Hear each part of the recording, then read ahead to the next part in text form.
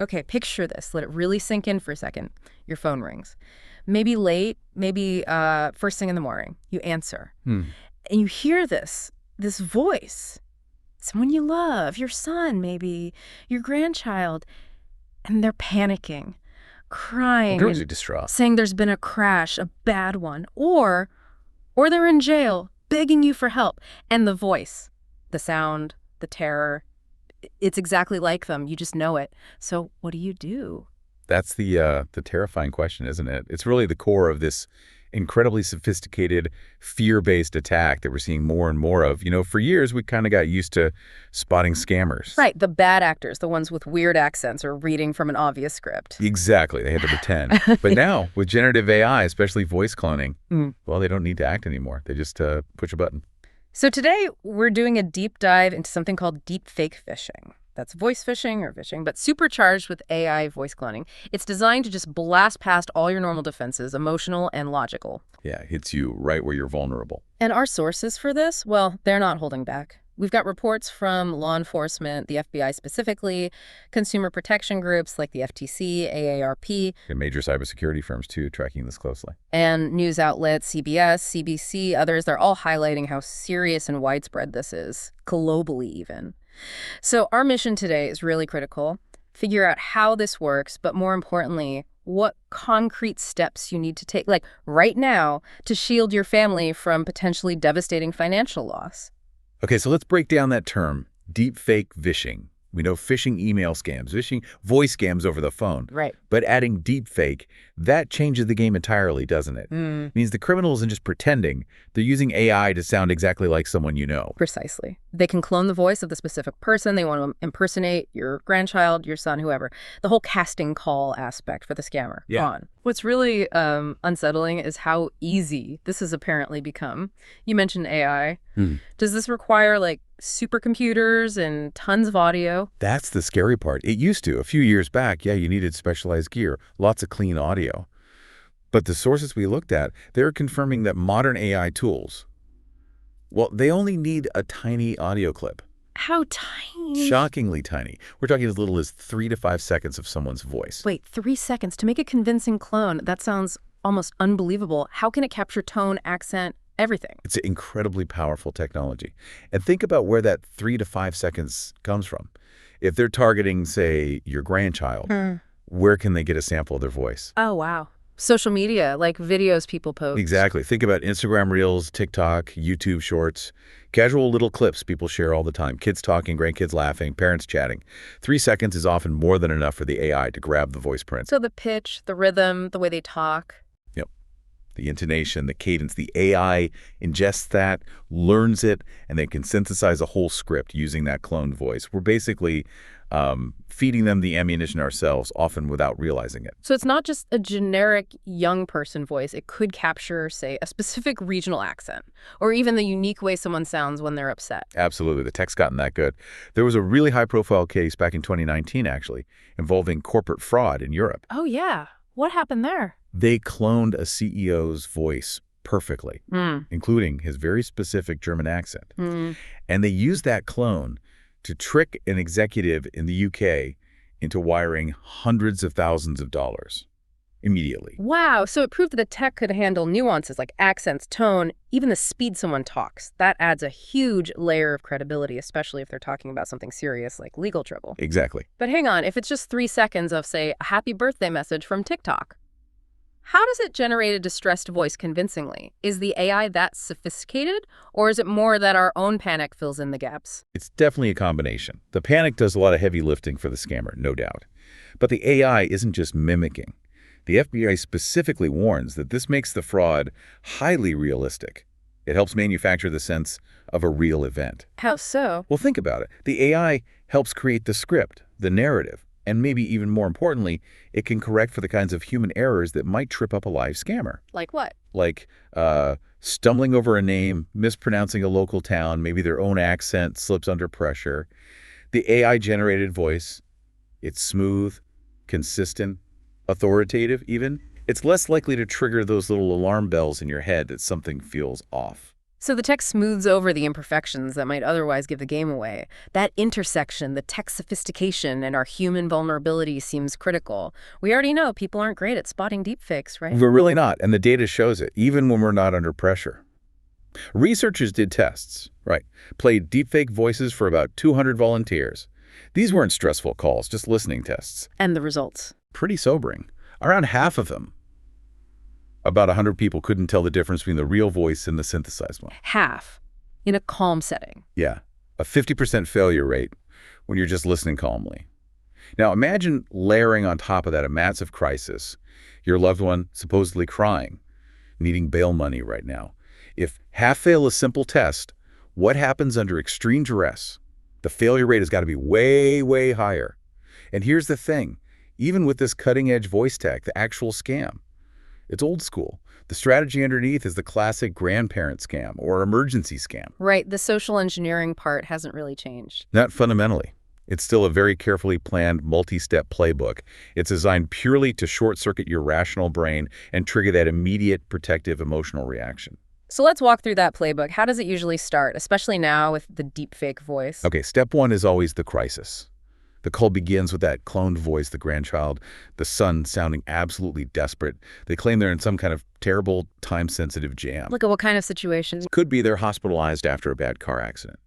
Often they'll add a detail to raise the stakes, like, I hit a pregnant woman, or a pedestrian. Makes it sound even more serious, more urgent. Oh, man. Or the other really common one is they claim they've been arrested. Jailed for something serious, but maybe plausible, like stealing a car, maybe minor drug possession, or causing an accident while texting. The key is it sounds catastrophic and needs immediate, quiet action. Okay, so the clone delivers the initial shock, gets the victim panicked, and then what happens? I remember you mentioning a handoff. Yes, the handoff. This is crucial. Once they think they've got you hooked emotionally with the cloned voice, the phone gets passed quickly to a supposed authority figure. Why do they do that? It's pure psychology. This new person pretends to be a lawyer, a police officer, maybe a detective, even a court official. It instantly lends this false air of legitimacy and really ramps up the feeling of threat. Think about it. You might argue with your panicked grandchild, try to calm them down. But arguing with a detective, that feels different. Scarier. Exactly. You're less likely to question them. And this authority figure doesn't just vaguely ask for money. No. They move to the demand. They give very specific, detailed instructions for sending money, often large sums. It's for bail or legal fees or to secure their immediate release. And the payment methods they demand are always fast and critically hard to reverse. They make it sound like the only option. Absolutely. They stress this is the only way and time is running out. You know, we need the money before he gets transferred downtown or before the charges are officially filed. Pure pressure. So the clone is like the key that unlocks the emotional door. Yeah. And the fake authority figure is the one who forces you through it. Perfectly put. It's deliberate emotional hacking.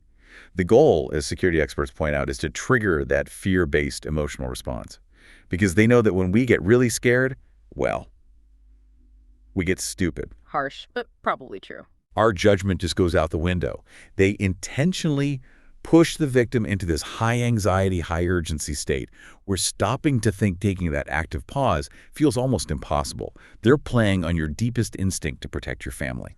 And we have examples of this working, causing huge losses. You mentioned Anthony in California. Yeah, Anthony's story is just brutal. It shows how convincing that clone voice can be. He got a call, sounded exactly like his son. He said the son claimed he'd hit a pregnant woman, was in big trouble, needed $9,200 for bail right away. And Anthony believed it was his son. He was adamant. He later told investigators it was his voice. It was absolutely his voice. There was no doubt about it. And that was just the start. The initial ask was $9,200. But they kept it on the line, escalating things, adding fake charges, piling on the fear. Yeah, they ended up draining $25,000 from him before he finally caught on. $25,000. That just shows the level of control they gain with that combination of the voice and the manufactured urgency. And it's not just the U.S., right? There was that case in Canada, Marilyn Crawford. She almost lost thousands. Right, Marilyn Crawford. She was a senior, got woken up by a call, claimed her grandson, Ian, had been arrested stealing a car, needed $9,000 immediately for the police. She said the voice was totally convincing. How close did she come to paying? Very close. She was so shaken, so sure it was real, she was literally getting ready to go to the bank within half an hour. ready to pay whatever it took. What stopped her? Pure luck, really. An alert bank employee noticed the red flags, the urgency, the story classic grandparent scam signs, and stepped in before she wired the money. Wow. So these cases really highlight it. The clone doesn't have to be, like, 100% Hollywood perfect.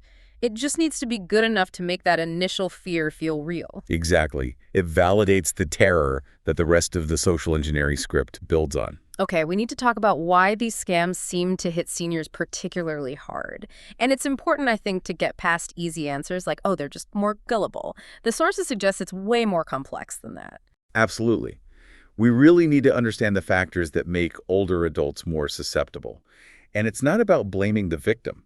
Research points to some real biological and psychological changes that happen as we age, which scammers unfortunately exploit very effectively. What kind of changes are we talking about, specifically regarding maybe recognizing when something's fake or deceptive? Well, one really interesting finding involves brain activity.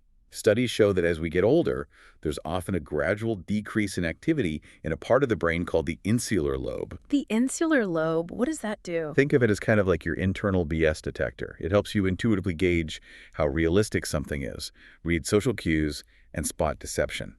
If that area is less active, well, your ability to critically assess a situation, especially under stress, can be reduced.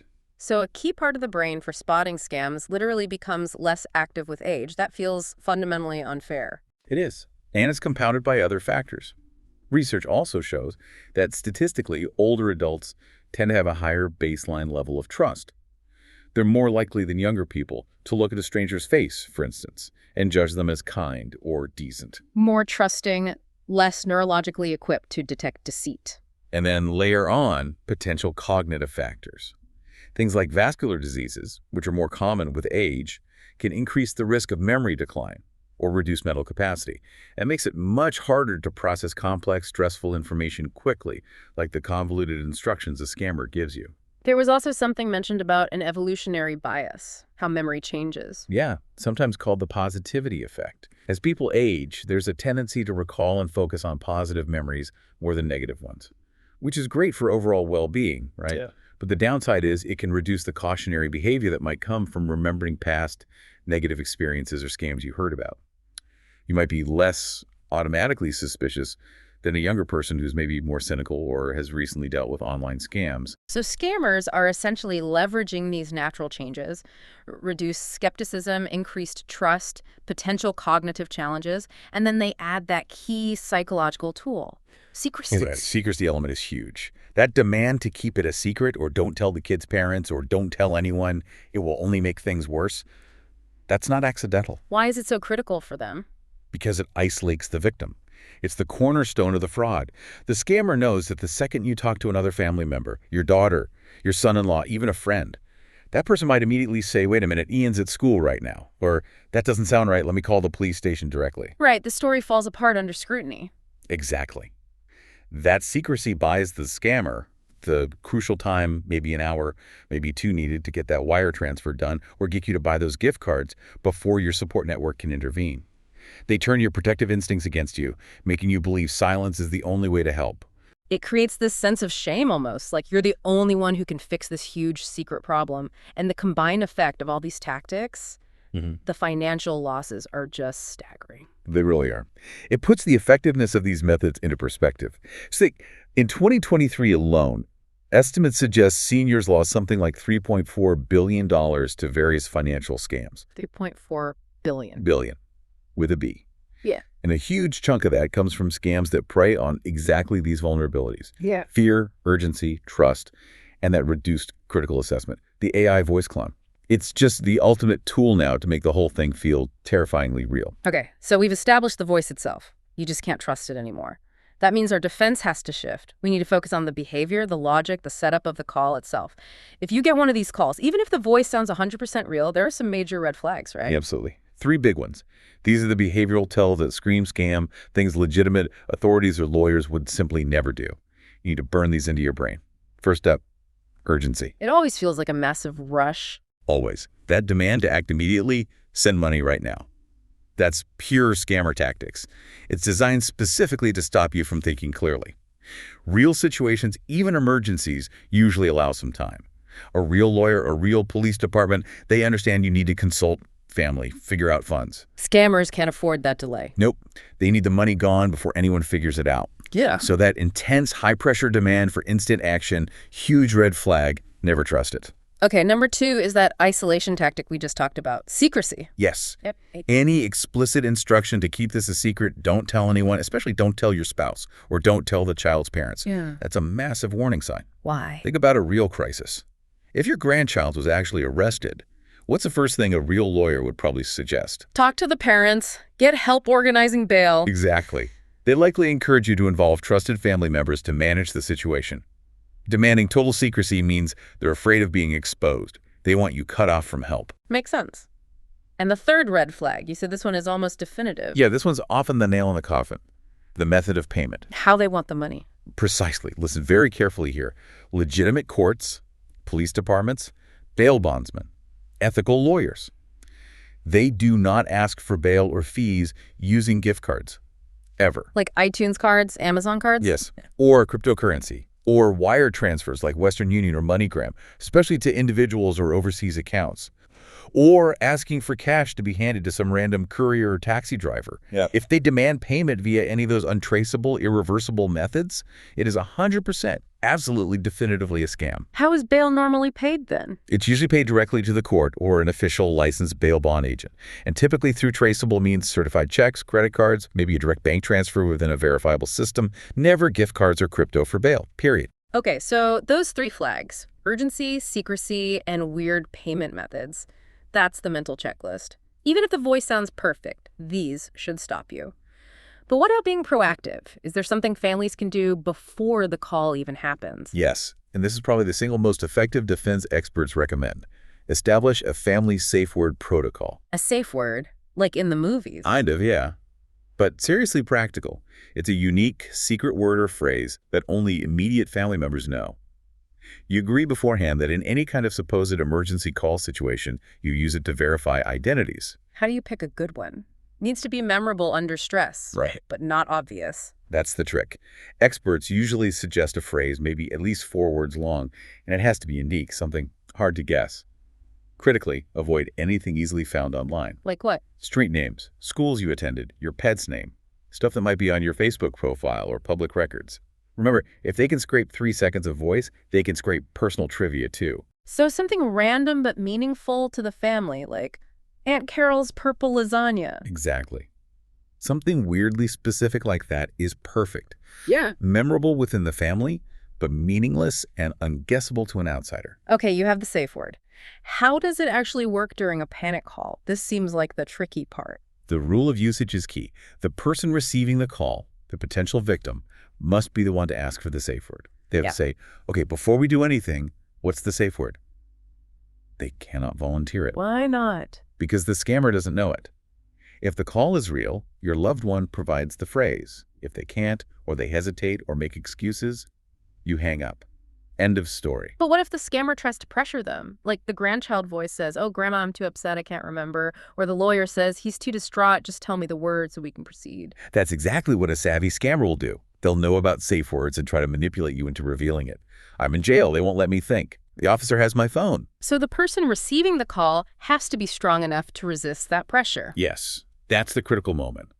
Hearing the distress, you'll want to help, maybe even offer the word to calm them down. You have to resist that urge. Failure to provide the word is the confirmation of the scam. And honestly, often just having that security posture, asking for the word, is enough. These scammers run mass operations. They want easy targets. If you put up any resistance, they'll likely just hang up and move on to the next number. Okay, so let's say the safe word isn't set up, or maybe in the panic you forget, or the caller is just incredibly persistent. What is the absolute final must-do action, the ultimate defense? There's one golden rule that overrides everything else, no matter how real that voice sounds, no matter how convincing the story. Hang up and verify. Simple as that. Hang up, just click. Just hang up. Don't argue, don't explain. Just disconnect the call. That's action 1. You need to break that connection, give yourself space to breathe. This is where that AARP advice comes in. Pause. Yeah. Reflect. Protect.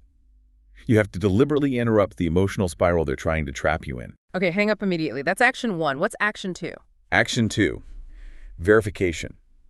And this is crucial you verify, by calling back using a phone number you already know is correct. Meaning? Meaning, call your loved one directly on the number you have stored in your phone's contact list.